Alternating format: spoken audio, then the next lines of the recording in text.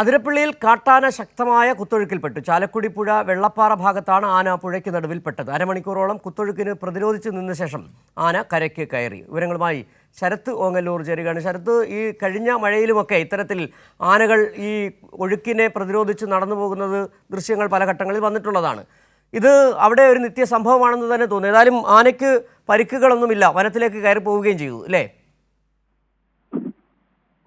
സംബന്ധിച്ച് ഇതൊരു സ്ഥിരം കാഴ്ചയാണ്. അതിരപ്പള്ളിയിലെ ഇത്തവണ പിള്ളപ്പാറ പാർക്കിംഗ് ഗ്രൗണ്ടിന് സമീപത്താണ്, അതിന് സമീപത്തുള്ള പുഴയിലാണ് ഇത്തരത്തിൽ കാട്ടാന കുടുങ്ങിപ്പോയത്. ഇന്ന് രാവിലെ 9 മണിയോട് കൂടിയിട്ടായിരുന്നു ആന ഇങ്ങനെ ഒഴുക്കിൽപ്പെട്ടത്.